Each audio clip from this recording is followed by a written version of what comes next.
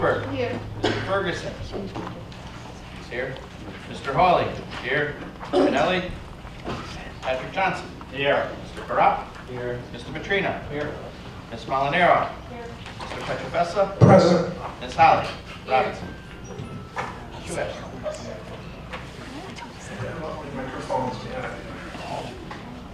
Okay. My favorite part of the meeting, recognitions.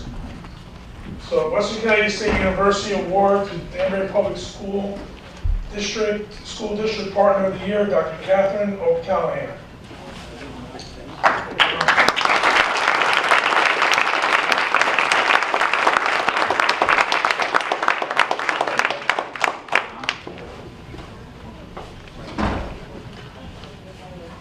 Thank you.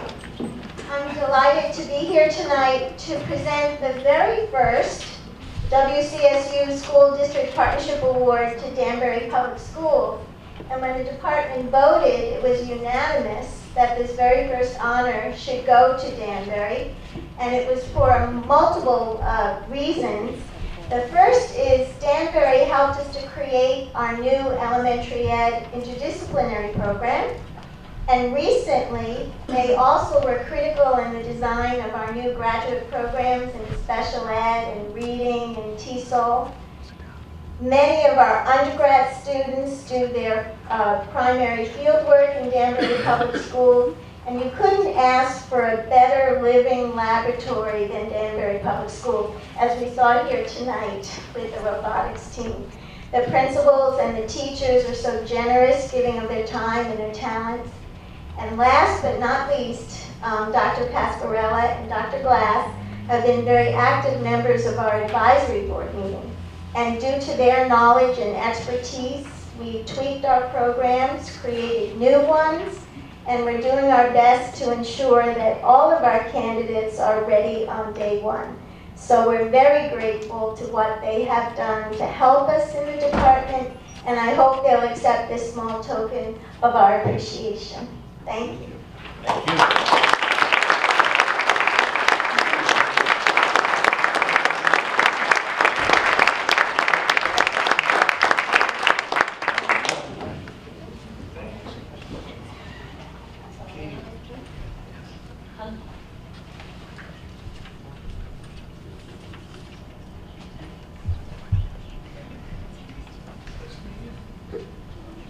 Thank you.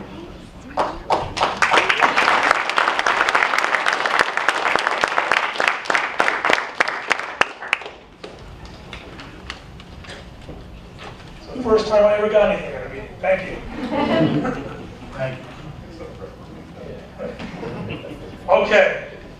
Robotics Team 2017, Vex Robotics World Championships. All right. Woo!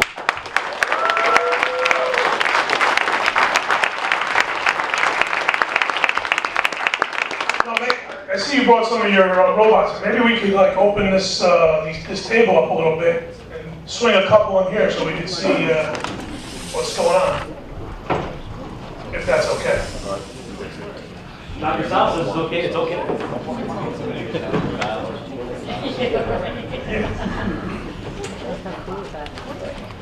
Start up. Hey, bro, no, everything.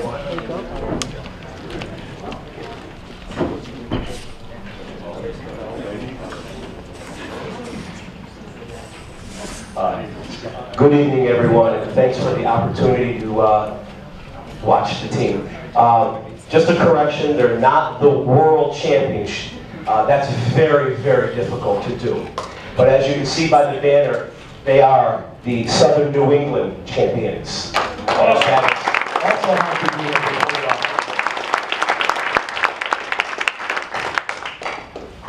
Go. So someone tell us what we got going here, or show us.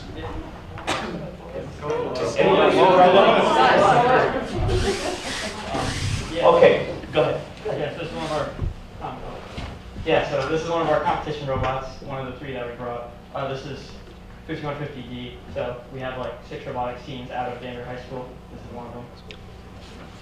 This one is D, this one is J, this one is H.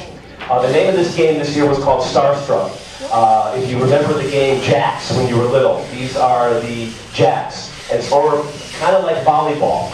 What you had to do was you had one side of the field that you wanted to clear and not knock the fence over because it's usually attached there, but Philip, being the man he's going to be, he's going to hold that fence. The idea was to clear the field in front of your fence as quickly as possible. It's a two-minute game. First 15 seconds was autonomous control, meaning the robot was programmed with autonomous code to score as many points as possible. Then there was a bonus for that. And then for a minute and 45 seconds, the drivers would try to pick up the objects and throw them back over the fence. And so it was like a tennis match or a volleyball match. Very, very quick pace, especially towards the end of the season. It got crazy, and Phil almost got hit. That's cool. Get some helmets out here. And so there were many more stars, and only 4 cubes at 30 seconds. You can introduce your own cube into there, and of course the cubes are worth more points. And the different designs we have here, 5150D is a reverse 4-bar, and it can go really, really, really high, which was good. You can go tower over your opponent. J is a hybrid. We really don't know what Sean and Matthias came up with. It's one of the most unique robots that was at Worlds. And H is a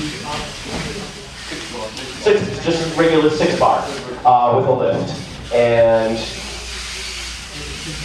they go back and forth and back and forth and back and forth. And they came up with some really, really good numbers. Grace? Grace is going to go through quickly the list.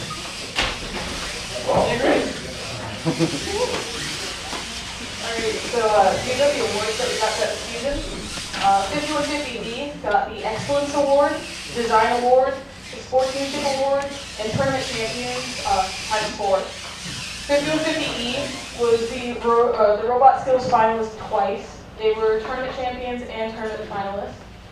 5150F got the Judge Awards not once but twice. 5150D was a tournament finalist and a tournament champion. 5150H was tournament champions, and they got the Service Award and Sportsmanship Award. And 5150J was tournament champions 3 times and the Robot Skills winner. So yeah. Awesome.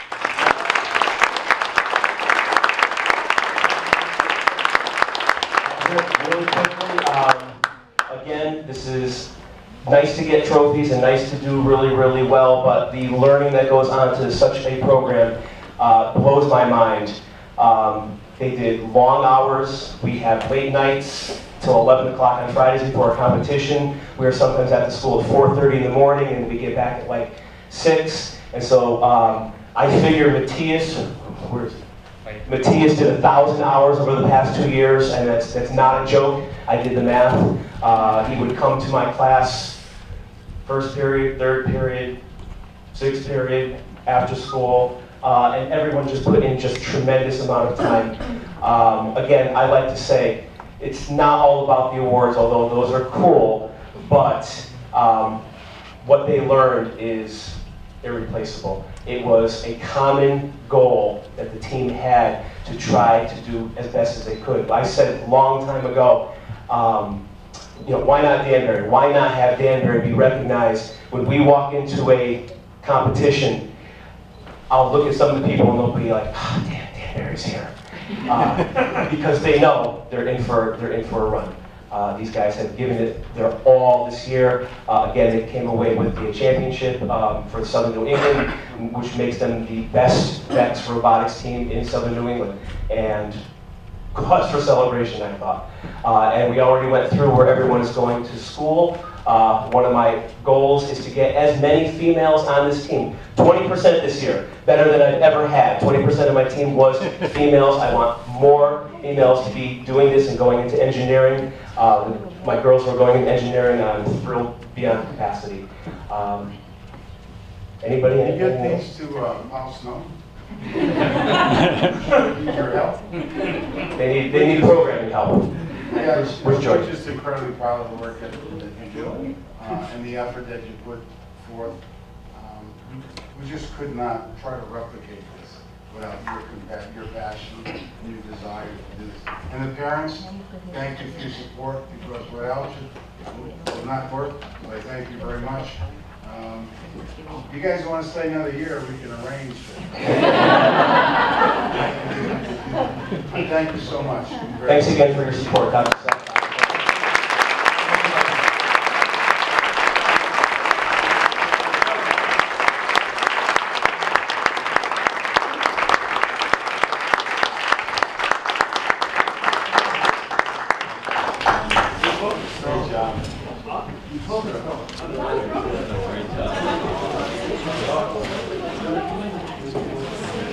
You guys aren't going to drive them out of here? You're going to pick them up?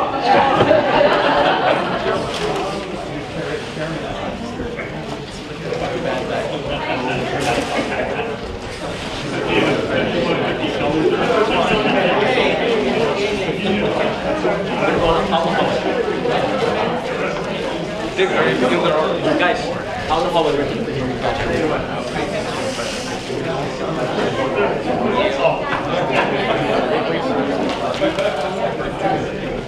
Thank you for coming very much.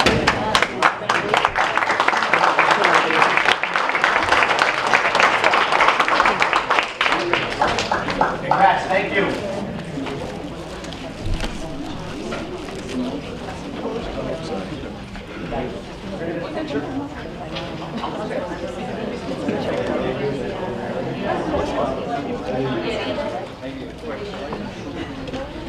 All right.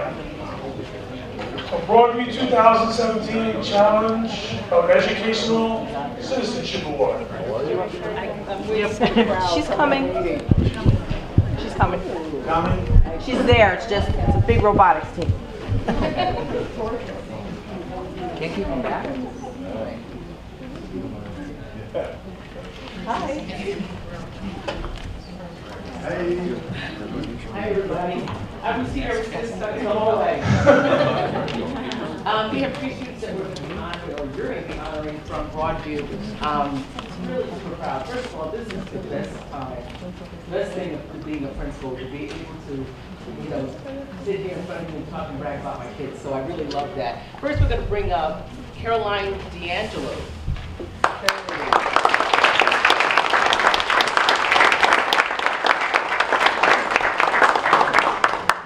Is a sixth grader, and if you ever read her writing, you would think that she was in college.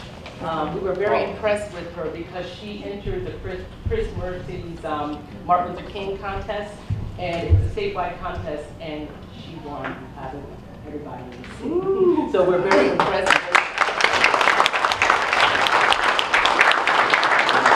And also, if you look at her, she's really tiny, but this little girl is a gold for lacrosse, and she's fierce. So, don't let the size fool you. She also has a twin sister, which is really cute. Don't get confused. She was visited by the mayor today, who came and also gave her an award as well. So we were really proud of her today. And those are her amazing parents back there. And then we have Miss Megan Quinn. Come on up, Megan.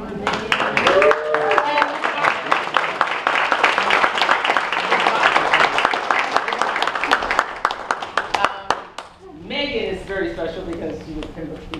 And her writing, once again, sixth graders. You guys got to watch out because these sixth graders are amazing. She won also a statewide contest, and her writing was for the Commissioner of Education, and it talked about her favorite teacher. Well, here it is. Now you see why she's her favorite teacher. She's here tonight supporting her. So you can understand why she wrote that. This is Mrs. Bach, Lauren Bach. She's a sixth grade teacher at Broadview, and Megan, she was always just an amazing writer, even at Pembroke. But I thought it was even amazing because when she was at Pembroke, she also got to be in a contest where she had to be principal for a day. And I was ready to give her my job at the end of the day. She did such an amazing job. So I just want you to look at these two because I guarantee you're going to see them again. Because it'll make you guys very proud. So, and here's Miss.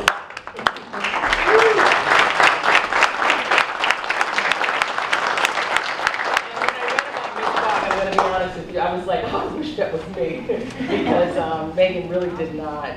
She gave you every incredible adjective on the face of the earth, and it was beautiful.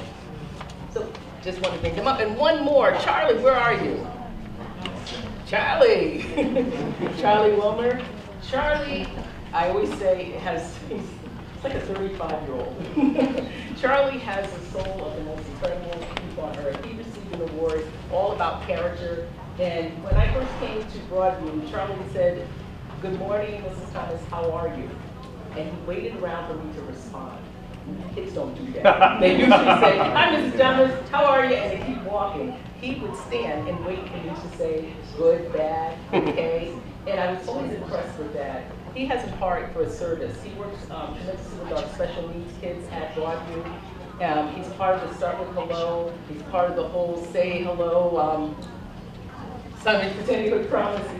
He was on all the video clips. I don't know if you saw the video clips from ABC and all those places. He was in every one of them. We wanted to give him that award because he really embodies just greatness. And once again, watch the face, because you're going to see it again, and it's going to make you proud. So these are my brothers. Thank you. And we're going to do 3 minutes. I'll give you the 1 minute signal. Come on, sit up front here. Give you a 1 minute signal, and we'll cut you right off at 3 minutes. Don't worry about it. Mind if I stand? All right. Sure. How's everybody doing today? My name is Adam Karowski. I'm from Apex Fun Run. There's been some concerns about our program in your schools. We've been in 5-year schools. We raised over $50,000 for your schools this year. So some of the questions that we had were about the legitimacy of our program. I am a Danbury fireman. My wife runs our business. It's a franchise that we started 3 years ago. I'm also in the Air Force Reserve as a fireman and assistant chief, which hopefully I'm not deploying, but you never know, we might be deploying again. So I'm just here to give you a little background on us, that we are in the community, that we care a lot about your kids. My daughter goes to kindergarten at Mill Ridge. And what we do in the schools is we go into your schools and do a 2-week fitness leadership program. We teach kids fitness and leadership skills. Every day we have athletes in your classroom getting fired up about fundraising. All right, that's the major point. But the biggest point is that we want to teach your kids how to be awesome kids. So every day we do a leadership lesson. We have rewards that we pass out for pledges. But the biggest reward that the kids get is our leadership lessons, where we teach them how to learn, engage, give, empower. And we never quit and do. And I started a little nervous. It's been a long day. I just got off shift. So, so what we just want to, I just want to be here. I'm here. If you have any questions for me, my wife and I love this program. We love working in the city of Danbury. We're in Fairfield County ourselves. I'm just here to make sure that we get the information out, that we're here, that we care about your kids, and we want to be successful. We want to work in your schools. Thank you so much. Thank you. Okay, Lauren Esposito. No, sit. Sure.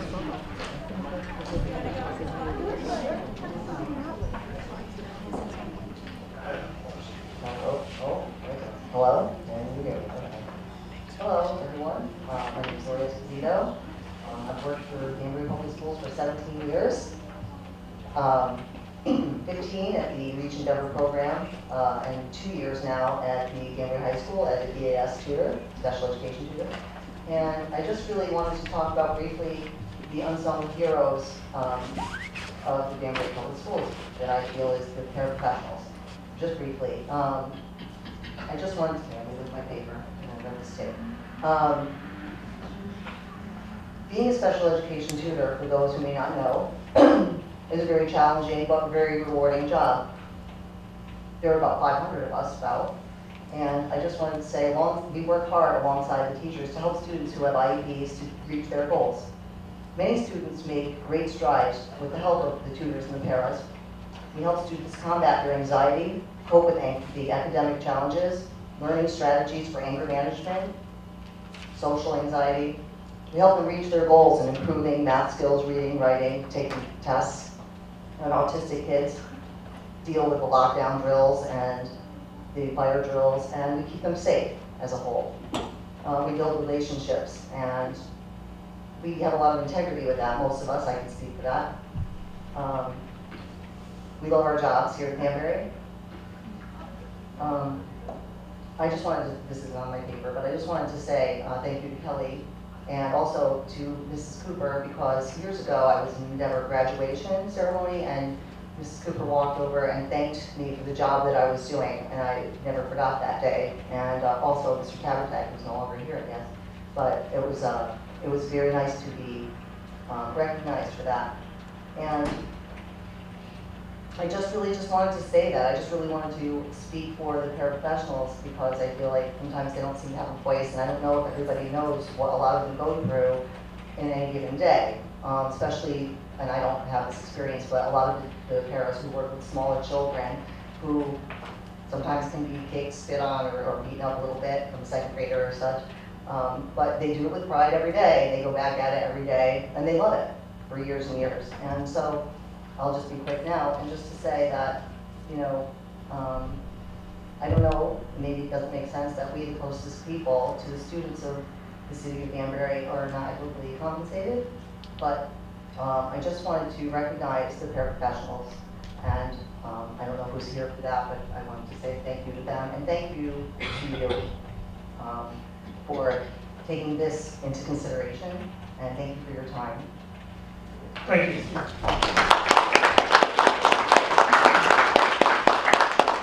Kevin Haddad.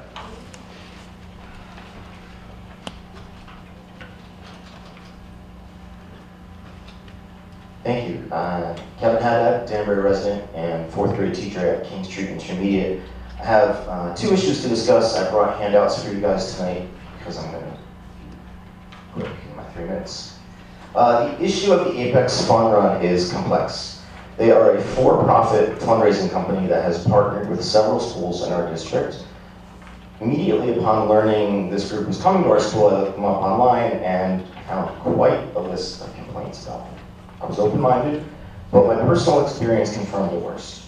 Character building lessons that interrupted my classroom for 20 minutes a day as we prepared for SBAC were nothing short of marketing rallies you might see at a corporate sales office. The team building based on getting more pledges in exchange for rewards for the entire class was more about getting more sponsors per lap. And hidden in the fine print, each lap is 1/16 of a mile.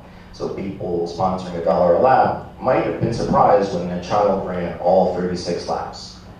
I spoke with several teachers who felt similarly and were disheartened by a message of sticking, when as teachers we're asked by administration to stick to our time pie of daily activities, and often told no because those activities don't fit with our curriculum. But Apex was able to come in for 20 minutes, get my class all riled up with chants and prizes, and then leave me to settle them down. As one parent so wisely wrote to me, I was appalled that this program is run under the guise of a nonprofit when it actually is not. I was aggravated that it cut into class and learning time to twist my kids' innocence, particularly my 5-year-old, with a sick marketing message and manipulating them into thinking it was for the full benefit of the school. When they reference full benefit, it's because Apex keeps approximately 50% of the total funds pledged and raised. Others have pointed out Yankee Candle takes that much. However, at least you get a candle that you know you're overpaying for, and your kids work hard to go out and get that money. I urge the board to work with the PTO to consider if this is the best way to fundraise. There are alternatives. I've included some links. You'll see the California PTA has dropped Apex as a sponsor because they believe it exploits children to raise funds. My second issue. My school recently informed us via meeting and then email that classroom teachers were no longer able to take recess away as a punishment. First, I thought it was a reminder not to take away the entire recess, which is a practice I don't approve or condone of. State law requires children a minimum of 20 minutes of physical activity. I do, however, as most of my colleagues across the district, take away 5 or 10 minutes of recess for inappropriate behavior or failure to complete schoolwork, homework. After speaking with colleagues across the district, I learned my school was the only one to enforce this policy. It ties the hands of teachers and leaves us with almost no means to discipline a child. A link to the district's wellness policy was included in the email. That policy states that every child should participate in at least 60 minutes of physical activity every day and receive 60 to 89 minutes of PE instruction per week. Those policies are not enforced. So it begs the question, why do we enforce some policies by this board and not others? Why only at one school? 10 seconds left. Who wrote this policy? Certainly not a classroom teacher, because I and my colleagues noticed the discrepancy immediately. Thank you. Thank you for your time.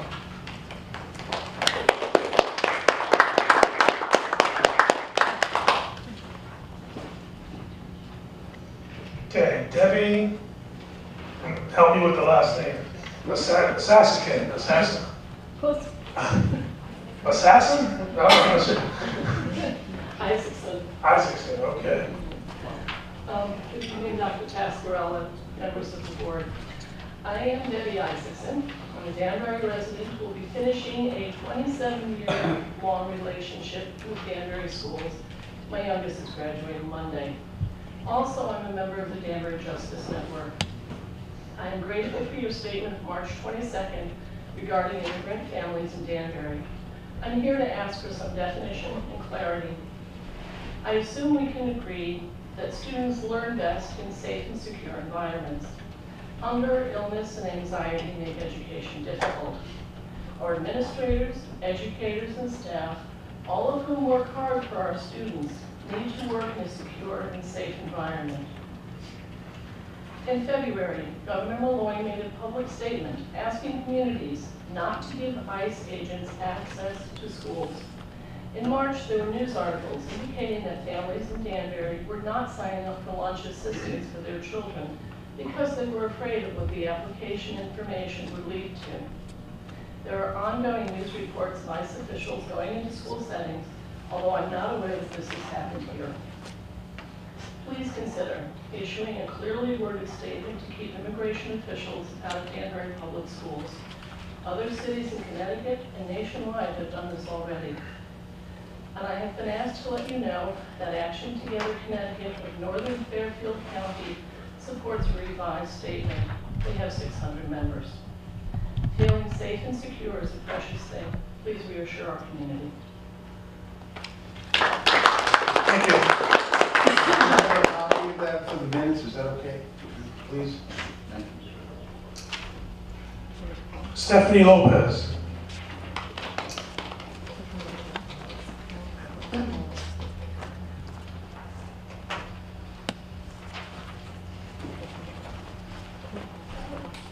I'm sorry, I'm a little bit sick, so I don't know if you can hear me. But first of all, thank you for the opportunity for letting me speak today. My name is Stephanie, and I'm a senior at Danbury High School. It's my last year, so I'm just going to tell you a little bit of my story. I was born in Peru, and I came here 2 years and 7 months ago. And I was really lucky to have a green card and then become a citizen, but I know that many families, they didn't have the same luck as I did, so they are here undocumented. And I know that students and parents who are undocumented here, they are scared about what will happen to them, and they are scared that they might be deported and they will be separated from their families. So a few of us have been here in previous meetings. Other students and community members have made a few asks of you. I'm going to repeat them today. They were to, 1, create a protocol for schools to follow for situations involving ICE. 2, send a letter signed by the superintendent, Dr. Sal, in both English and Spanish. Home with each student that will express the school's commitment to creating a welcoming and safe space for all, regardless of immigration status. And also outline the protocol that the school will follow with regard to ICE. And 3, send a brief Know Your Rights information package to immigrant families. I'm here to ask you all to please consider doing this. I did see the short statement that you put on the Danbury School website, and I really appreciate that, but unfortunately, Unfortunately, I think more needs to be done. Most of the family who are affected don't visit the website regularly. And I know that some of them, they don't have the same resources. And which is, I think, this is why it's important to send something directly to them and give them the information and not expect them to find it. Also, the statement is only in English and not Spanish or any other language, which means many of them can read it. Also, this is why I would like to ask you to please consider doing the 3 things I mentioned earlier and that others have mentioned before. That's all. Thank you. Thank you. Nelson Niera.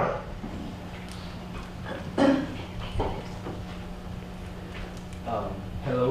I'm gonna say because I'm a student at Denver High School, so I have to work. But okay, so my name is Nelson Niera. I'm a 16 years old student at Denver High School.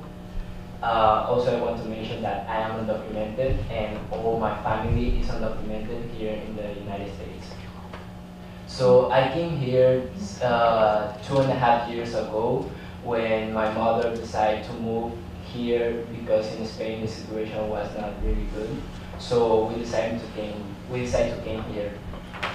So as the previous speakers mentioned, we have the undocumented families have an issue because they are really afraid to send their kids to school or sign different things that could reveal their information about their status in schools. So that's why we are asking for the letters to home, and that's why we want to have this security, because from my experience, my mother is very afraid just because of the new administration, and I would like you to consider that there are a lot of undocumented families in Denver because Denver is a really diverse city. So yeah, my family is very afraid, and that's why I think most of the families, immigrants families in the United States right now are also afraid just because of the administration. So that's why we want to create for them a safety space during the schools, because they are really afraid to send their kids to school.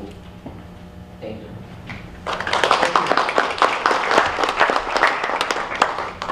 Okay, Nayeli Clavillo. Sorry if I messed up anybody's names. Hi, my name is Nayeli Clavillo. I'm part of Connecticut Students Program. I'm a junior at Denver High School. I was born in Ecuador, but I grew up in Spain. I lived there for 11 years. My family and I decided to immigrate 3 years ago to the U.S. Once I arrived in this country, I knew that I would become an undocumented person. I don't really mind to tell people that I'm undocumented because it's something that we should not be ashamed of. I'm here to ask you how to take action to help immigrant students and families feel safe at school and in Denver.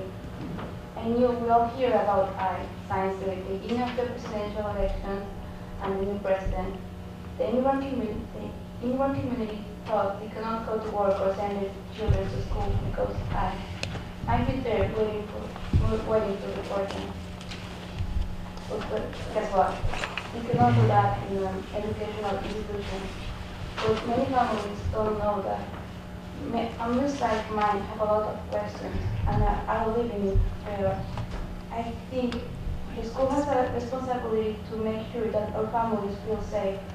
Sending a letter home to parents with information on their rights and saying that the school has a protocol to follow if ICE come to the school will be very useful for families. Because a lot of families don't know where to get that information, Emory is a very diverse school with immigrant families from all over the world.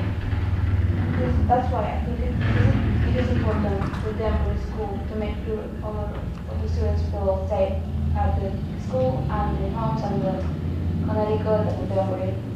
Thank you so much. Thank you. Ann Riddle.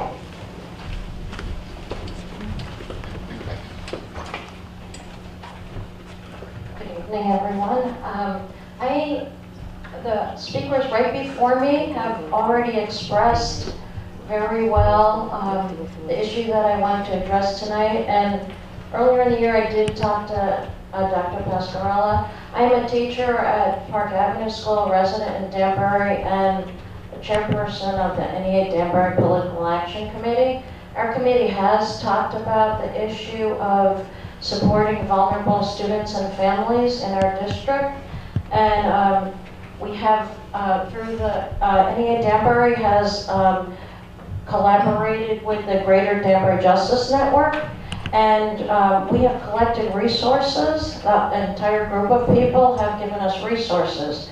And I'm just going to mention a few of the titles, and I hope that we can, our committee or the Greater Danbury Justice Network can work with you if you are not, if you need to find more resources, because we would like to show greater support for our families. Right now, it's getting more frightening for vulnerable students who are not documented or maybe have a family member that they may be at risk of losing their parents.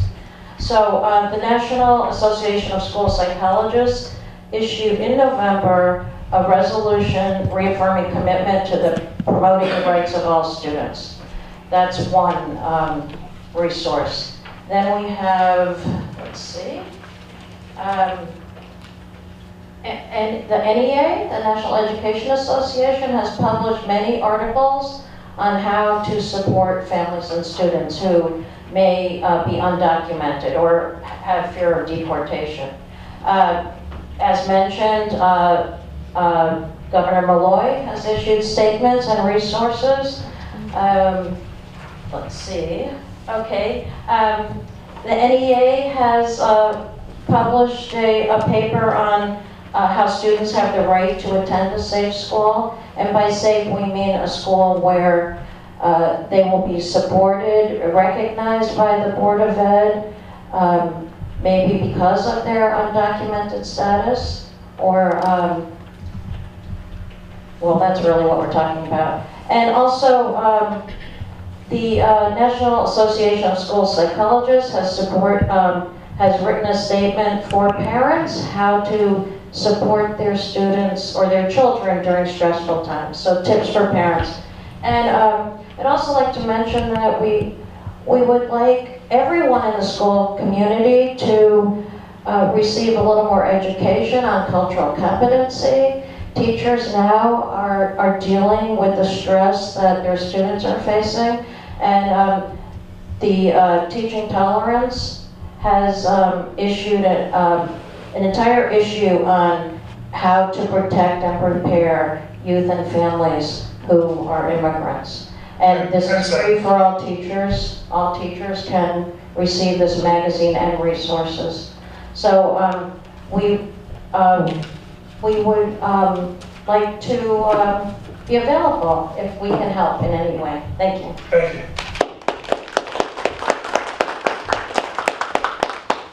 Okay, that's it for public participation. Consent. The three of you that read from your phones, if you want to email that or get a copy to Mr. Donovan, I'd appreciate it. We'll put it in minutes. Okay? If you're able to do it. Thank you. Consent calendar. That the Board of Education approved the items on the consent calendar, exhibits 17-77 through 17-81 as recommended. Seconded by Mr. Johnson. All in favor? Aye. Any opposed? No abstentions? Okay, motion carries. So, Yeah, I like to do student representatives first, so you guys can get out of here. Just want to introduce yourself and then go on from there, that'd be great.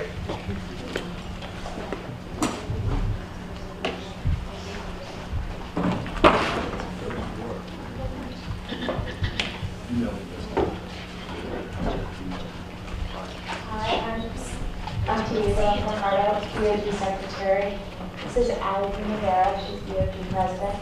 That's Sam, DOG Vice President, and Monique, DOG Treasurer. So, seniors are graduating on June 19th at 5 o'clock, and you guys are all invited. You guys can contact Mr. Clark if you have any questions or special needs. The last day of classes for seniors was Monday, and the senior cross trip to Six Flags was Tuesday. They'll be having graduation rehearsals Wednesday through Friday. Thursday at 2 will be their senior barbecue. Everyone's excited to take the next step, whether it's college, career, or the military, and the underclassmen are all excited to move up as well. DHS will be having 2 award ceremonies, which they happened, and are giving away just under $200,000 to their senior class. And that didn't include what they got each personally from their own universities or institutions. Since this is our last Board of Ed meeting, we'd just like to thank you guys and wish you all the best of luck in the forthcoming years. Thank you guys for giving us the opportunity to inform you on our school. And we'd also like to recommend that we attend Board of Ed meetings once a month instead of twice. It's totally up to you guys. We feel the same way. Maybe you guys could alternate with us. Again, as seniors, we would like to thank you for the opportunity of being able to attend Board of Education meetings and to be able to represent the student body of Danbury High School. With graduation approaching, it is now our responsibility to pass on our roles as DOG officers for the next school year. With that said, we'd like to introduce our 2 returning members of DOG, as well as 2 new members to carry on this great opportunity for next year. Hi, my name is Monique Lima, and I'm the newly elected DOG President. Congratulations. Hi, I'm Samantha Montera, and I am going to continue to be the DOG Vice President. We talked about it, I didn't say last one. I'm Cameron Slingerland, and I'm going to be the DOG Secretary. And I'm Luana Barcelos, and I'm going to be DOG Treasurer. Congratulations. On behalf of myself and the other officers, we'd like to thank you for the continued opportunity to represent the student body. Thank you guys for coming. Appreciate it.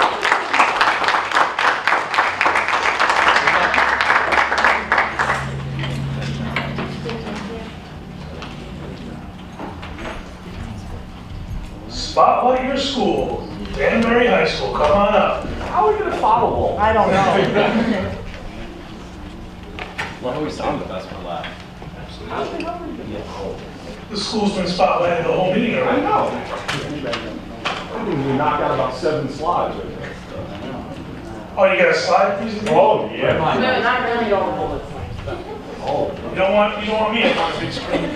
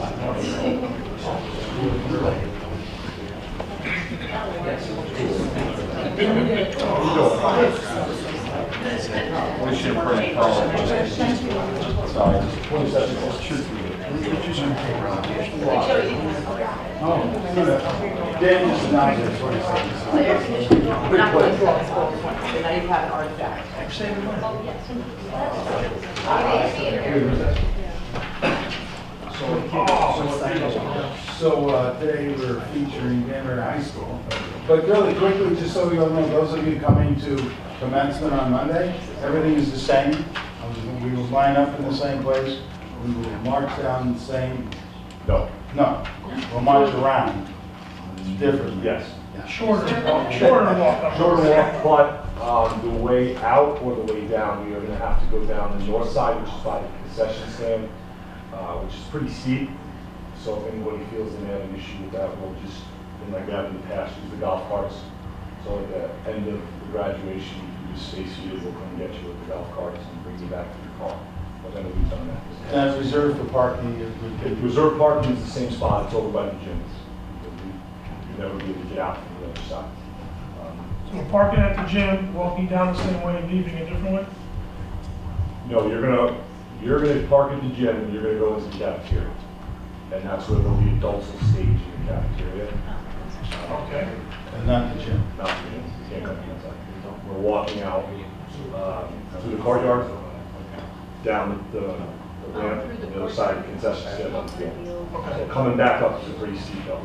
So you want to stay there, let everyone clear, and then we'll drive you out the other side of the car.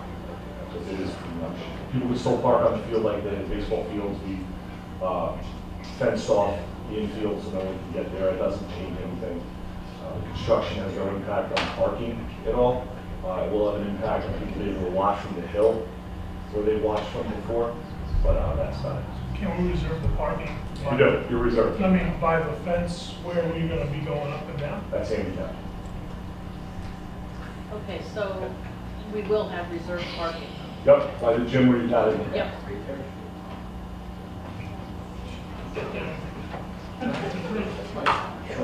Thank you, Dan. Well, I thank you for having us here tonight. I know we've had a lot of Danbury High School stuff here tonight. All great and positive things, and we're going to highlight.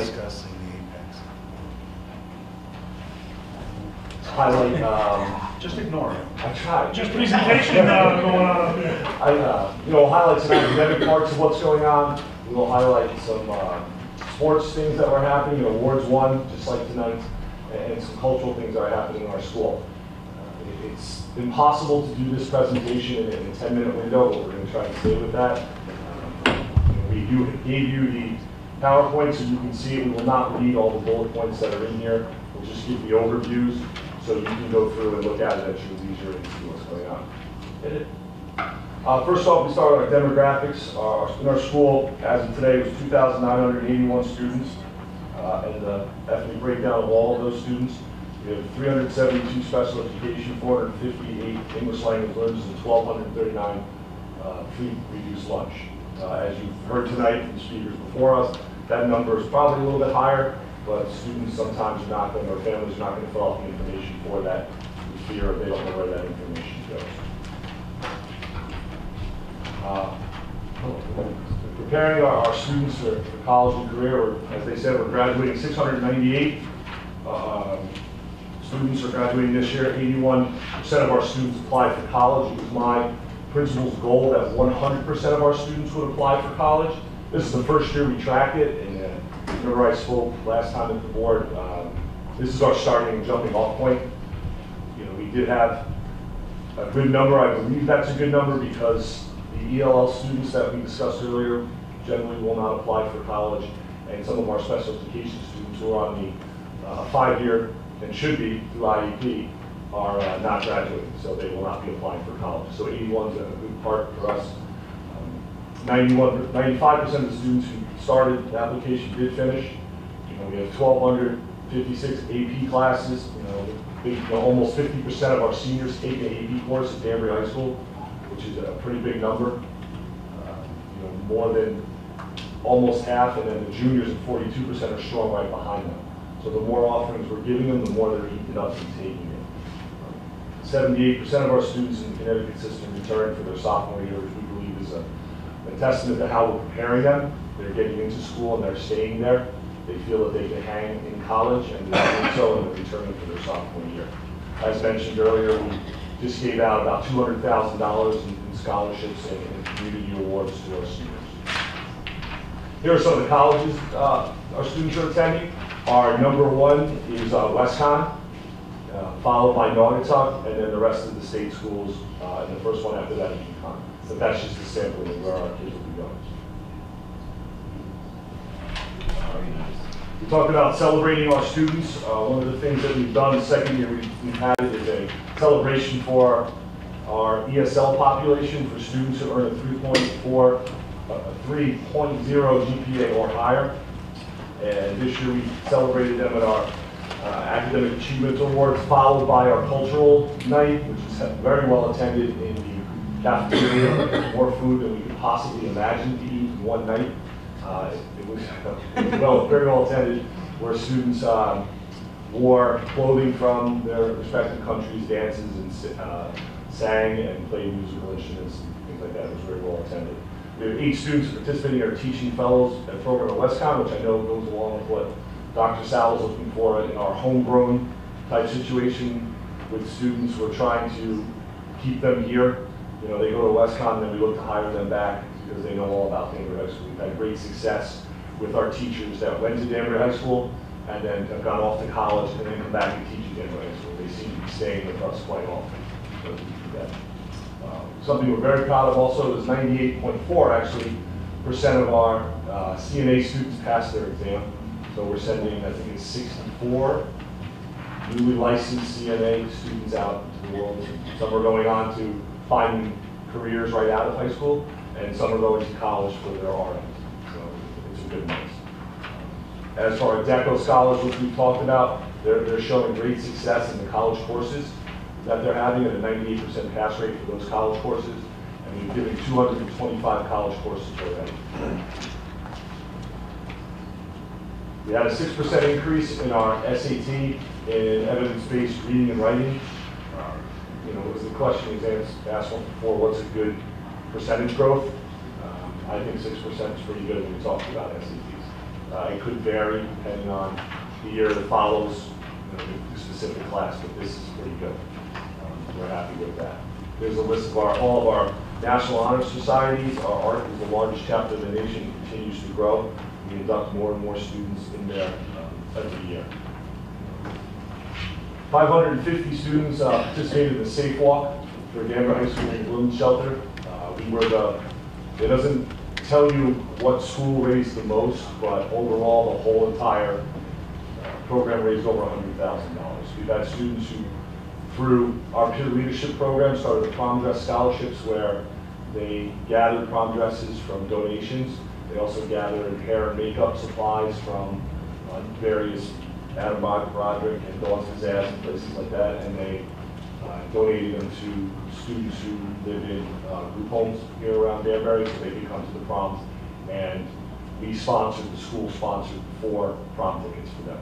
So we ended up sending 4 different girls who would not have gone to our proms. One thing we're very proud of is our peer leadership program, the ALS Awareness Fundraiser.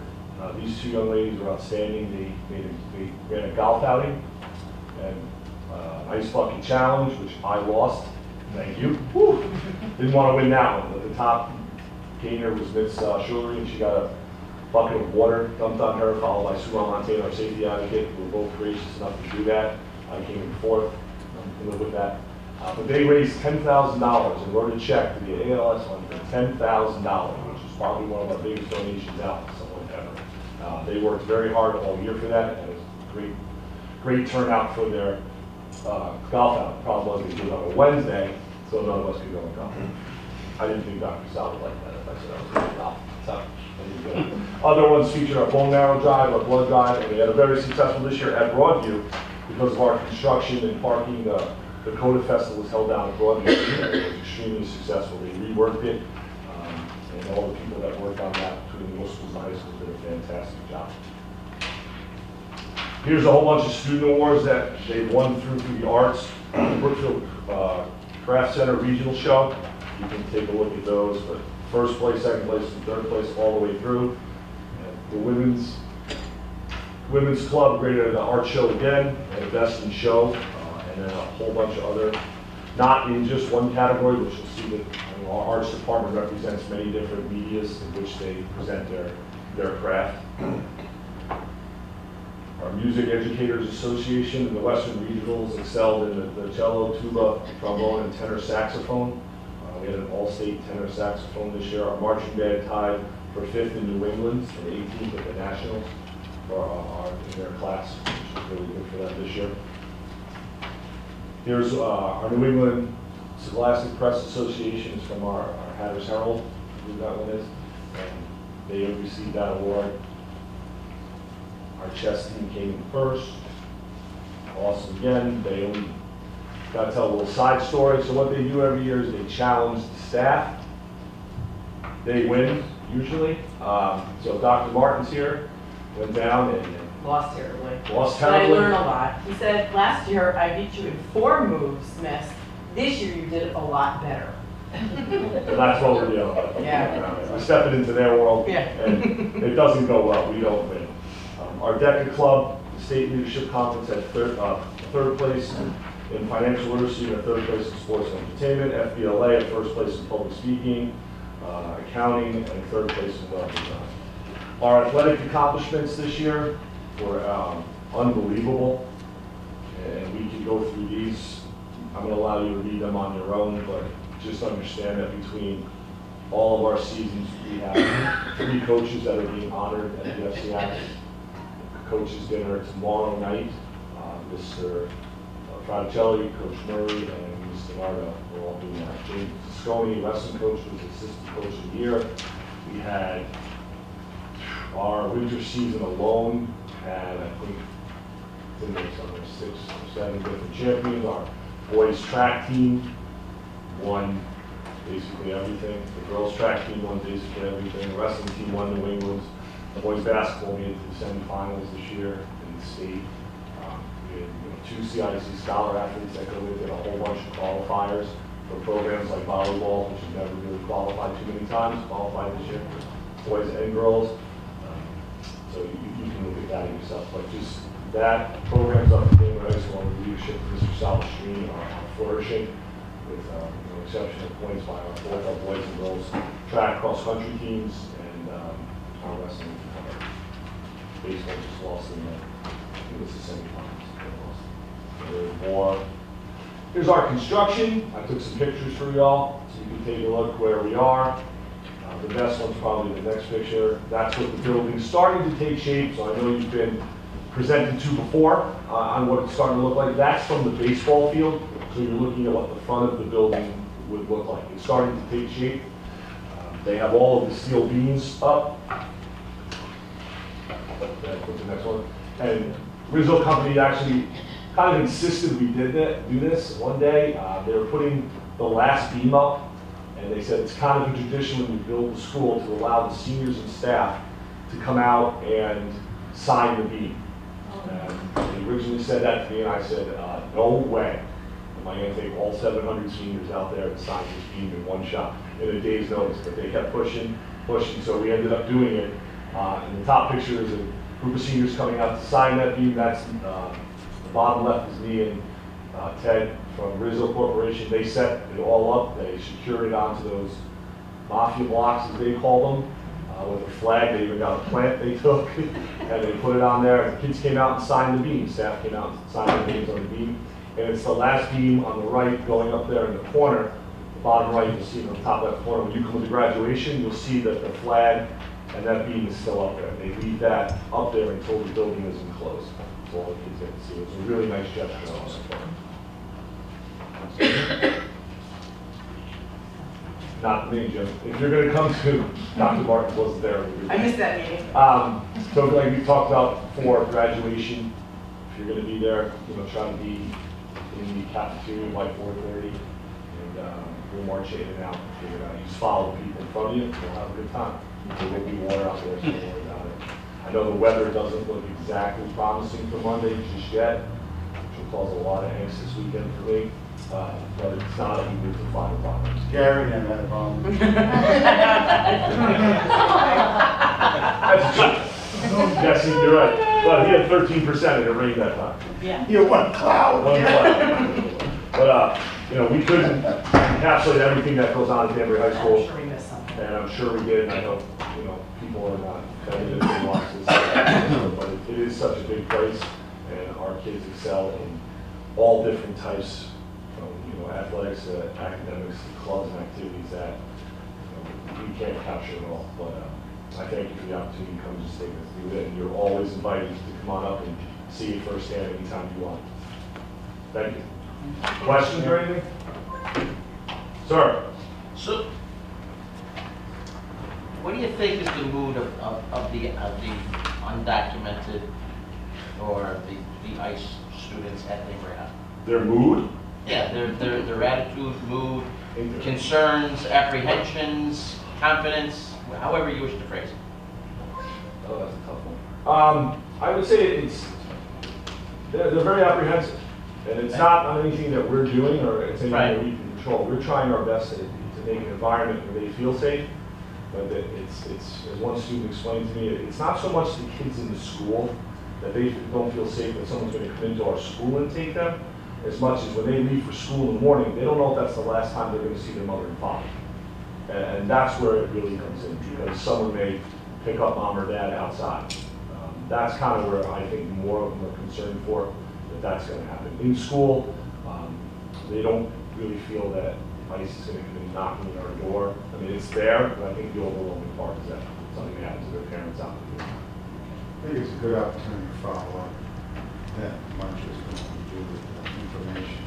You God forbid something happens. Right. So the board heard something, and we had a presentation, or folks came in the fall. We have some things that we have done that I think is important for you to know now that you asked the question. I think. Thank you. So one of the things that we've done is through all our PPS staff, so that would be our school counselors, our social workers, and our psychologists, and this is across from elementary or even preschool all the way up through high school, is we made them all aware through one of the national organizations with the Association of School Psychologists. So some resources on what they can do and how to deal with families and students that are coming to them.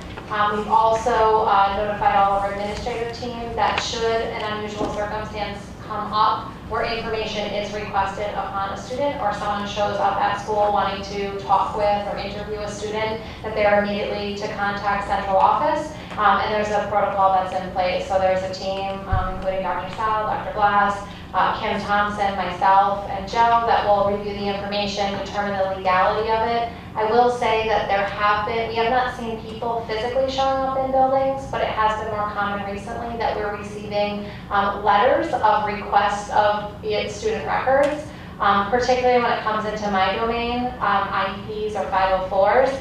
And they are immigration attorneys that are requesting this information on behalf of parents to make a case for their necessity to be in Danbury or in this country. And so we are not in the business of writing letters on behalf of students to state opinions on that, but any parent at any time has a right to release their child's educational records to whom they designate. So as long as they give us the appropriate permission, we have released educational records to whomever the parent designates. So for the most part, I think the students, as Dan has stated, in school are feeling safe. There are students that are coming up to PPS staff members that are questioning more what happens outside of school, worried about different family situations, and that is really what we're dealing with. But it definitely takes an emotional toll on the students, and I think has an impact on their success during the school day. So we're doing everything that we can do on our side to make it. I think we've informed all the necessary people. We have a protocol in place, so I think those things are there. I think as far as it's a judgment call if you feel that we need to do more as far as disseminating additional information to our families. But I feel that the protocol that we have in place of who to contact when to protect our students and our families is right on target. It's in line with what many other districts are doing, and I feel maybe even slightly more rigorous than what others have done. And then making sure that we're protecting students' confidentiality, their rights, their information, all that's in place. And we've supported our support staff by saying, should this happen, this is what you can do. Here's some resources, here's some information. So I think that the question mark and what I heard this evening was, should there be more released? That's. Well, I don't know if there's an awareness of what was released. Exactly. So I think what it said to me was that I need to get more out to faculty. And we also, we've done it through more cultural pluralism or competency you talked about, again, this year, we need to be more aggressive at that piece. But the notification information packets is clear to every principal, every social worker, Yeah. every psychologist. And every school counselor. If something should occur. And we shared with the police chief, there isn't the same policies in the city that they had about 8 years ago. So, I mean, even though it's not said out there, we have not had knocking on our door, any of that. So, today. Can we also, I know there was inquiries, and I know there's stuff on the website. Is it feasible to maybe modify some of the questions regarding language barrier, that we could link that in different languages on our website? I asked the question, like, I went up and talked to the kids, tell me, usually there's a link, you hit it and it goes in another language. We just gotta check. Yeah, I thought there might be. Yeah, but maybe that doesn't take that script, that's, I gotta find out. Yeah. I'm gonna check that. We could double check that. Yeah, we'll check that, because it should be in multiple languages. Thank you, Dan. Thanks, guys. Thank you, guys. Thank you. See you on Monday in the cafeteria. Your son's job. Okay, where are we? Where are we? Action items. The Board of Education approved the 2017-18 tuition rates in accordance with Article 17-82. Second. Second by Ms. Malnero. Any discussion? All in favor? Aye. Any opposed? Okay. Motion carries. The Board of Education authorizes the superintendent to sign the amended agreement and summer lunch program agreement with Sodexo in accordance with Article 17-83. Second. Second by Ms. Malnero again. Any discussion? There was just what, a 5-cent increase or 10-cent No, that was increase? for lunch. This is summer lunch. Oh, summer lunch. All right, I'm sorry. So, You're in that program, right? That they talked about. I'm sorry, was there a question? no. No, It was okay. confusion on my part. There was confusion and modification. Okay, all in favor? Aye. Any opposed? Abstentions? Okay, motion carries. Dr. Shaw. Hi. Hello. I'll start with facilities update. Okay?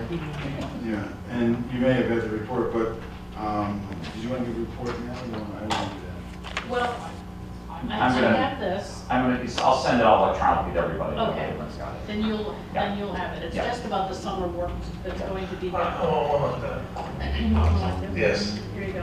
When it gets to your house, get the button that says print. We have quite an extensive amount of work that's going to happen this summer. There was a follow-up grant that really we've been able to do a lot of work in the schools to assist with the city. So there's about another $1 million worth. Another $1 million we just applied for pending funding, pending. Yeah, pending. That's the that the big one now is the tennis courts. That's $500,000 project with high school courts or prom. We also are having a meeting tomorrow regarding the ACE study. Yes, yes. And so I'll know more about that. I mean, the architect that's Joe Fuller was the person who designed the addition at the high school. In doing that, he had to look at and go assess ACE. So he has all that information. So I've asked him, and I'll ask tomorrow, you know, can we expand it? Because the goal is to try to get 125 to 150 students there. And what's possible. And that's the lens I'm asking him to look at. Of course, repairing and what have you still won't increase the number of students that we could place there. They did do some extensive work 3 years ago, tuck pointing, stopping the leaks. And those were. And that's been successful. But it's still very crowded and just it's not ample enough for expanding internally. Is the elevator fixed yet? Next to the shift. Yeah. Okay. Right? They got it fixed? We keep asking that question. The city allocated like $75,000 out of reserve fund to fix it. Yeah. So that's happening. So we'll know more third tomorrow, and then I'll update you next week. The summer work is in that packet. I don't know if you want to highlight it, but the tennis courts are in very dangerous shape for our kids. In fact, their competition is not happening at the high school. They've got to relocate it. They can practice there, but even at that, the few courts that they can. So if this grant is approved with state funds, then the city's going to buttress some money up to it, so we can repair all of them. So they'll be all set. The biggest thing in the summer work will be the renovation of the Rogers Park bathrooms. Those first floor bathrooms were never done when the original project was done. So needed. All 7 bathrooms on the floor, we got staff and everything. We actually met with we already did the award, the architect, myself, and contractor were out there yesterday, Rich, so we've got a plan on attack and everything. So all complete gut job, so it's going to be great. And the other big part, Shelter Rock is going to be completely renovated as far as all the carpeting is going to be ripped out with all new tile put down, same with King Street Intermediate. Those are really the 3 biggest. The Broadview roof is obviously not exactly a small project either, but those are the big ones.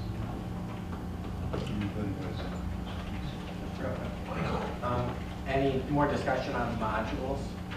No, nothing beyond the original conversations. We are talking with the modular company, at least on some layouts and what can go there. But I mean, obviously, we've got to identify that plus the funding on top of that. What's the primary focus on? Is it for the west side to expand the middle school? Yes, west side. And we did also have a conversation with Sacred Heart on their facility that we're currently leasing. We are in the 4th year or 5th year lease. And actually, we just met with them yesterday. And there is an opportunity to lease the 2nd floor at no additional charge. It's a little complicated on the 2nd floor of that school because it can only really go 3rd grade to 5th grade. You can't put small kids up onto the 2nd floor. So we're not necessarily sure what we'll do with it.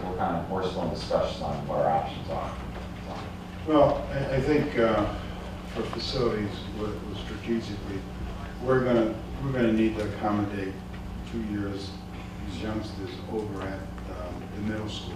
Otherwise, your Rogers Park and Broadview are going to be overtaxed. You're probably going to go up to 1150, 1200 students. Remember we had gotten down to 900 when we equalized, so now it's up. So if we could do something, it would be there for the expansion of the academy. Yesterday's conversation was interesting. Yeah, it was. So one of the things when we had a discussion even with Bill, because they had a model in Bridgeport, where, example, any school, we got a district elementary school, and any school that's overtaxed students, they could finish the year there and then re-enter to their school the following year. So we have some opportunities for our the growth that we have seen.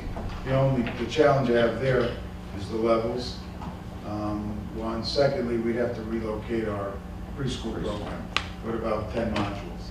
So how practical that's going to be, I don't know. I really don't know. So we have to. That wasn't in play before yesterday. Yeah. But right now, that's an opportunity to do something. So I thought the gentleman was coming to give us some kind of design. Yeah, Steve was back and forth, and now he was away and always back. So I'm going to ask him to look over at West Side to look at. What's the expansion amount that you think you're going to need 200 more there? Or? We need, we believe, eight classes. We thought it'd be 25, but it'd be 150. Yeah. So it'll be up to 750. The original design the board had requested in your specs was 800. So that's cool. Yeah, that would be 200 more. And they cut it back to, actually it was 500. Yeah. Are we expecting that kind of number increase? Yeah, coming through the line. I mean, the ballast that you have is they will stay at the other 2 middle schools, because we'll be overcrowded. Right. That's when we had problems in the hallway, lunchroom, locker. It was just too many. Those youngsters need space at that level. Yeah, and they weren't getting it. Sometimes the lunch they're eating like at They need space. 9:30 in the morning. Yeah, you have to go to elementary schools at lunch hour started. Yeah, 10:50. Yeah. Yeah, today. You heard that talk about almost 700 students graduating. Your classes are going to be 900. Yeah, Emory High's going to hit $4,000. This freshman, there's incoming freshman classes, the bubble. So I mean, that's what we're going to be looking at. But that's what I mean. Are we looking at like a bubble that's going to move through and level out, or are we just on a perpetual 2% upward plane forever? The numbers are that you're flattening off. The problem is you're flattening off at a new high mark. You're going to be 900 a grade going all the way through the system. It's not like 7797 or or 8 through the. Yeah, we're it's not looking at the new kindergarten class coming in now is gonna start leaning us back towards 700. We're gonna stay at 9 or maybe go up from there, right? You're not gonna see a lot of elementary growth per se. You're still gonna see pocket shifting that's gonna make schools tighter than others, like South Street right now. Last year's kindergarten came in really big. You're not gonna see a big growth there where your middle schools, as those waves move up, is gonna be the problem. So Frank and his team, Bill's gonna have to look at what if we do that in 3 years, what kind of design that we wanna have there instructionally. Buildings would be basically how you wanna create the modules, you can do it in different ways. So they're doing the curriculum work now. We're gonna have to do the decision, because there isn't any desire to build any brick and mortars. But modules are reimbursable, right? So that plays into it. It's a matter of designing something. Hey, probably about 650,000 for the portables, give or take, because the current ones you did with the enclosure were 410, 440. So. Yeah, those are nice buildings. And then the end result is a lesser, much lesser. I mean, the overall cost of a new brick and mortar building and $500 square foot. Yeah. I mean, the modules, I mean, now if you go 200 or 150 more at West Side, you're gonna still have to firm up a little bit more administration there too, though, right? As well as teachers. Oh, you're gonna need more teachers. I mean, you still only have a part-time assistant principal there, right? That gets remedied next year. Next year, okay. That'll get remedied next year, but you're gonna need more FTEs, sure. Yeah. Absolutely.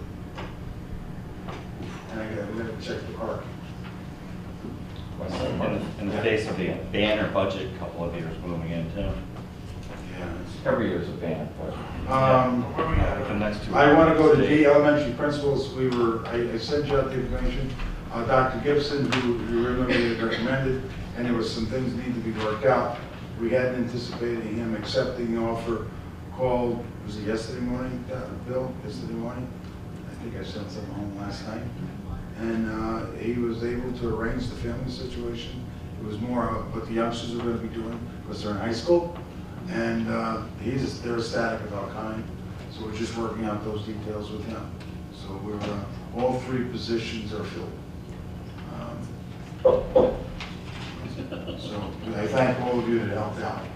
We got a good crew going forward. Budget update. The agony and the ecstasy. This is the stuff. We were told that maybe by July 1st, by the end of June, we may have a budget. Today we were told, this morning we were told possibly by mid-July, we may have a budget. And at 4 o'clock we were told. It gets later. The agony part, September, first week in September. So that's what we're looking at. So that's the range. That's the range. Things have happened educationally, and we've been working with Ryan Bigham. He's our lobbyist. But I'll let Michael update some of the educational stuff that happened. But money-wise, we're in trouble. We haven't released folks. We're starting to hire everybody now. We can't wait any longer. We started this week to actually offer contracts. We have jobs at the high school in chemistry, biology. There's some special jobs, psychology, social. We got to hire these folks because it's not going to happen to us in August. And I want to go on record to thank you all again. Some districts cut a lot of people, create a lot of anxiety, and they really still don't know what they're doing. And all these people now have gotten their pink slips. Helping us, obviously.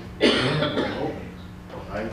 So, but what I think we need to figure out is the only variance that we have as a board, you have as a board, is in the Alliance grant. We already have a budget by the city that we made to cut to 1.3 million. The hope was that everything that we've been told from every budget, that permeation of the budget that's come forward, you have 2 million plus coming to Danbury, which mitigates the other 2 million that we didn't get, and which would equalize our funding, and we could keep people in positions that we're at. So next week, right, we could finalize our budget. I was asking Joe today, perhaps the best way of doing it.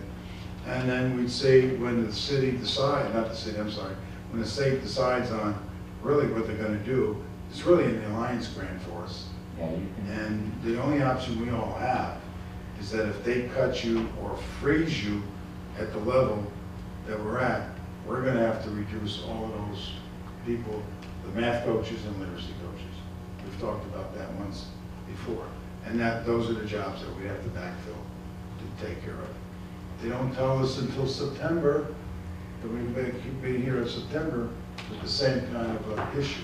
We did send something out to the union today to talk to us about some of these options.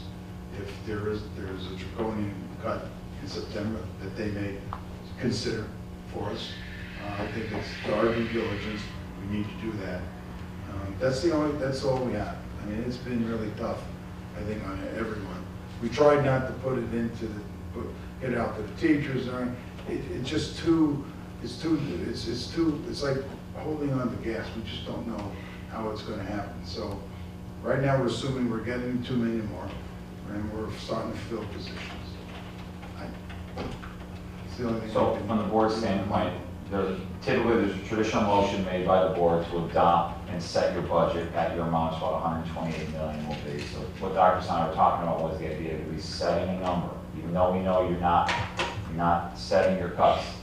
That way, because to his point, the only leverage is going to be instead of transferring staff into the Alliance grant, or obviously if we have to make further cuts down. So I mean, you'd set a number, and we could go into the summer and see what actually the true Alliance grant comes in to be, which could be again any time between July 1st. Yeah, I mean, let me just, if we get a number that we have to cut, Kim's not here because of personal reasons or graduation, but we may have to convene a board meeting because we have to riff. Yeah. And you can only do that as a board. So you would have to come and convene with that thing to do. We'd work with the union, and then I believe you'd have to make the decision on that. And remember, I said we wouldn't have to do that if we gave everybody a pink slip in April or May, whatever it was. But we didn't do that. This the only, we'd have to come back, we'd have a list of people, and we'd have to say la vie. So, would you update us on Mike? Add on that happy note? No. Well, the one highlight of session this year was education, actually. Not necessarily funding with education, but the high school graduation requirement bill passed both chambers, and the governor signed it this morning, actually. So it is law. So that pushes the 25 credit requirement 2 years, so the incoming class of 2019. It keeps it at the 25, but implementation isn't for another 2 years. The senior demonstration project is replaced with the mastery-based diploma assessment project, which they're similar, but you can do over the course of the 4 years. They can involve internships, and the purpose behind this bill is to give districts more flexibility, because even the courses required to hit the 25 credits,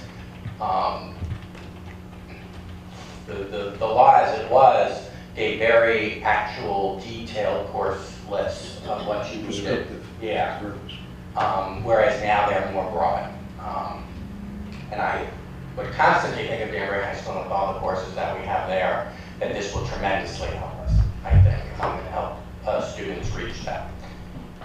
So it does give more flexibility. So, I'm sorry, Michael, so which class, the class that comes in 2000? Sixth grade. Right. Yeah. We figured The current sixth grade. The ones that are in sixth grade are the ones who are going to be the first ones to have to graduate. That's what we figured. 25. So, and there's no step up, it's just from what it is to that. Yes. Okay. Thank you. So, you know, a lot of districts throughout the state actually already do 25, or it's going to be like 23, 24. But state law was 20. Danbury actually was 21. So we now have an extra 2 years. But I confidently say this is it. This is probably it. We will never go back under 25. I don't think we delay implementation again, because I think there's a strong sense that we got it somewhat right this time. We may tweak some other components to it, but in terms of the 25 credit, I think this is pretty much set. There was additional mandate relief for education, the regional calendar, not having to have a regional calendar pass both chambers. Did it get signed? He has not signed that yet. It did pass both chambers pretty substantially, with substantial support. There's additional things I won't get into, but there is mandate relief. Their professional development relief requirement to kind of scale back a little bit, taking the recommendations of a PD task force that was that convened over the past few years, implemented many of those goals that the task force came back to the legislature with. So overall, in terms of relief and mandates, I don't think we really passed any additional mandates, although you never know. I would say, I mean, it's my first session there, but the way things had been, from what I had heard, this was the first session in the past several years where we actually looked to scale back some of the mandates for school districts. That, you know, with all the budget uncertainty and budget crisis, basically, how can we help districts, even if it's not giving them more money? What are other ways we can help? And so there was a strong push for mandate relief to do that for both sides. I mean, we work very bipartisan on these issues, I would say. And it's anyone's guess with the budget. Budget negotiations continue. Now, fiscal year starts July 1st. There's a strong belief we'd meet sometime in the last week of June. You know, that could still happen. There is no budget proposal. There's proposals from different groups. Appropriations been passed, I think there's nothing. Appropriations never passed. All you got is the Governor's revised. Legislative, House and Senate Republicans have put out budget proposals that are similar. There are some differences between the two, but they're out there. Legislative Democrats have put out ideas, not necessarily an actual budget proposal, but multiple ideas that can be discussed at the table. I wait to call for special session and we'll review the budget. I'm not on the budget committees, so they will convene and review proposals as well. It brings uncertainty for school districts, municipalities, have no idea, you know, what's going to happen. And for them to budget has been very difficult, especially some of the smaller towns. Well, they passed the bill that allows you to basically adjust your mill rate after July 1st. And that's telling what's going on right now. That was a lot of work went into actually getting that bill bipartisan. Well, basically, from what I heard the governor today, they said Malloy's put together a plan for continuing with no budget. They're set to basically. Yeah, well, so what happens? Feeling being that they're not going to have it in place. If there's no budget July 1st, then he runs the show completely by executive order. And I believe it has to be modeled over the previous year's budget, but still, he would have final say, and only say really until, and he has that until the legislature passes the budget. Whether it be July, August, December. Thank you, Michael. And thank you for all the work you do up there that we really don't know about. We appreciate that. I do have an added comment. It's part of the report, and you were meeting with the PTO. You want to do this in the report? Just I don't remember what it was. well, part of it was done. Oh, okay, yeah, the Apex, Oh, sure. The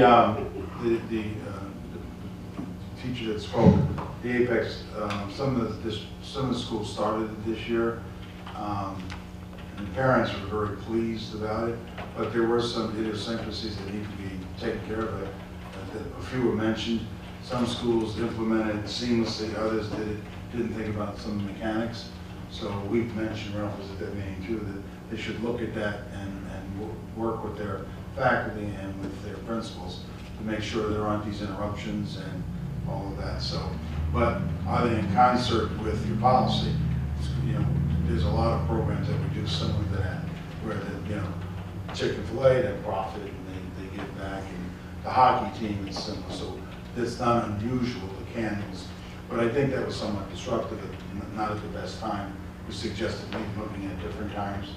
So yeah, I think the main question at the PTO meeting was that they did it late in the year when there was testing, but that's kind of on the PTO. That's Apex does their thing, whether it's September or August. So it's not.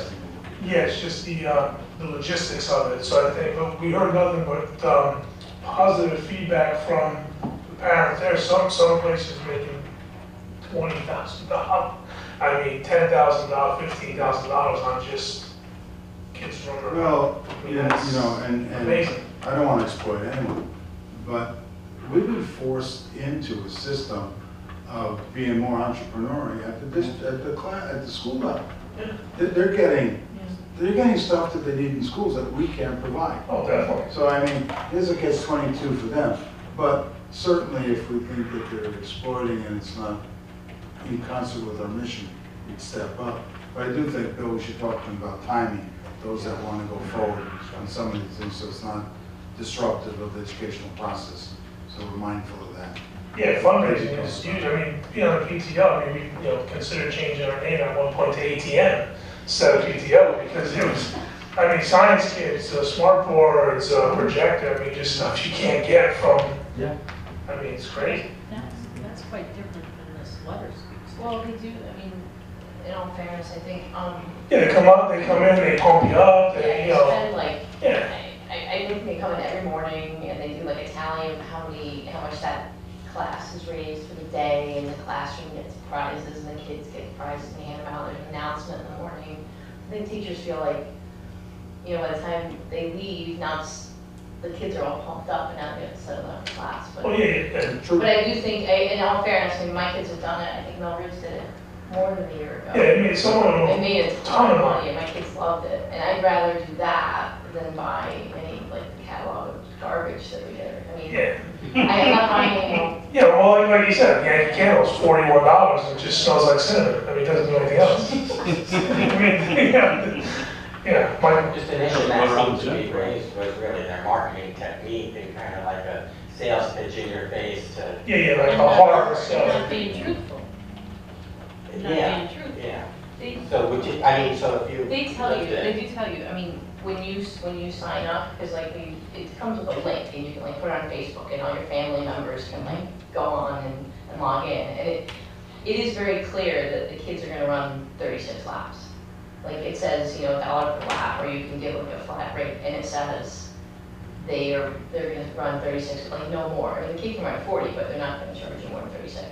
So, I mean, I don't think, I know there's been articles, I've seen it, that I think that they're making more of a profit than I think maybe it says, because there's a lot of like money that goes into, you know, their fees of running it, having a person come into the school and hand out these prizes and whatever, but the school is getting 50%. Yeah, but it's 50%, it's 20%, who cares, you know that up front. Yeah. Because, you know, you don't have, like, you don't have to. If there have been. You have to do it. Parents or teachers or people who have donated that feel that when they put their money in, all of a sudden they put $1 lap and they thought it was going to be $5, and all of a sudden they're charged 36. I would be surprised, but if that's really happening, then it would be something we really should consider. It's a shame, I told the gentleman that I didn't think we'd be talking about this in detail, so I'll contact him on that. But we'll communicate with the PTO, that was a conversation, and the principals. Yeah, kind of like Holly, and I'm sure Ralph, I mean, my kids have done this. And the instructions and everything has always been clear as day. You know, it's right, it's $1 a lap, 36, you know, whatever it is, per lap, it's 36 lap maximum, or you say, I'm giving you $20 no matter if you do one or you do all 30. It's a donation. The other thing people have to realize is, you know, these are franchises. The Yankee Candle stuff is a franchise. There's people behind it who run it as a business. And, you know, some of the stuff that we've looked at actually gives less to the school than what these guys do. Some of these cookie dough ones, it's like, oh, 30 cents on the dollar goes to the school. You know what, I'd rather cut the PTO a check for 50 bucks, you know, and just do it that way than get some stuff I don't need. Yeah. Yeah, so, I mean, what I'm hearing is it's a school-based logistical issue. Agreed.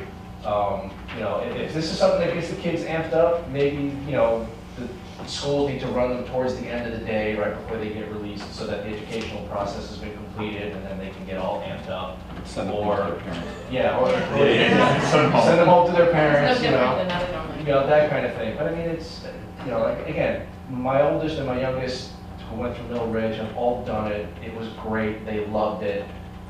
And I've never seen anything that even smelled shady with this Well, organization. one school did it they just did that as the fundraiser the whole year. Yeah. They stopped everything else. They raised enough, no butter braids and cookie dough and all So I that would stuff. say if we talk, if Shell talks to them offline, or if we have additional conversations, I'm really curious the difference that this has raised in the schools versus some of the other things. It was big compared, well, we were hearing numbers like, 10,000, 8,000. I was just gonna add, I've had experience as a parent, not a parent of a student in our district, but through T-ball, they did it, and it was very clear to me, registering as a parent, that you were making a flat donation or $1 or whatever you chose per month. So I just thought I'd add that in. And it was through APEX, but through a sports program. Well, we'll talk with them, I think, the operational stuff. What's next? No, that was it. Okay, what's the DECO news on for information? Oh, that's just there. That's just in here as Nothing information. about it, okay. No, you might just want to look at it. It's just, Okay. they're recognizing the program at the state for it. Chip? I did write, by the way, and call Senator Murphy's office yesterday, sent him a write-up on DECO and the other 3 districts. The president is getting behind these pre-vocational programs, and there might be an opportunity to fund something. So I have my fingers crossed. So I sent it to him yesterday to see if in fact they're putting something together there that we can maybe help us out. So I'll know more about that. So that's it. Okay. I just want to mention that we did get some thank you cards from some retirees that we honored, Debbie Christensen, and just thanking the board for their support, and Deborah Hockin. Just wanted to mention that. And the only thing else is obviously we all know graduation Monday. We discussed that. Just get there at 2:15 and walk 25 miles, which should be great. But yeah, no, I mean, as everybody knows, parking is reserved, but it's still. Park at my house if you'd like. I live on Terrace Street. I cut a path right up to the athletic field, so you're there. Oh yeah, what's your address? 3 Terrace Street. So if you go Golden Hill, you just keep going straight and taking a hard left on the Beckerly, and it's a cul-de-sac. Like I said, I cut a path. I'm at the athletic fields in 20 seconds. Oh, that's not a bad idea. So you can park there. Will there be refreshments? There'll be cocktails on the back porch after. Not before. Not before. And a workforce open site. Perhaps before. Well, not limited to. Okay, anybody else have any reports? You're welcome to park there. No? We're almost there, guys, we're almost there. Make a motion to adjourn the meeting? I was just gonna let you know that the one thing, there was Hold on, a crash hold on. moving up West Side Middle School, that they had a dance there that I attended and chaperoned, and my wife pretty much ran it the whole thing. But it came off great. The art department, they did a Hollywood theme, they built a Hollywood sign, and it was lit up, and oh yeah, we put garbage bags over the windows to darken it down, and they had DJs, and it went off unbelievably well. The kids were awesome, and it really came off well. And yeah, it was very nice. I mean, the kids were really well behaved, and I was impressed. So it was a very nice thing. We're all looking forward to moving to Danbury High School. Good. For most of them. We have moving up ceremonies on Friday. I think it's 3 of them on Friday. And also the ACE graduation is tomorrow, 5 o'clock. Yeah, it's WestCon. It's on the sheet here. Where at WestCon is that? It's right behind ACE. What is it? AIS, you think? No, it's the hall. What's that? The old student center. Yeah, at the Midtown campus. Yeah. Yeah. You know where the sky bridge has been put in now? Yep. If you go right through like one parking lot, it's the building right there. You can see it from White Street. I just want to update, adult ed graduation was last night, and they had their largest graduating class. It was I believe it was 55 students, and it went very, very nicely. Awesome. Okay. Make a motion to adjourn? Second. Okay, all in favor? Aye. Great. How many times?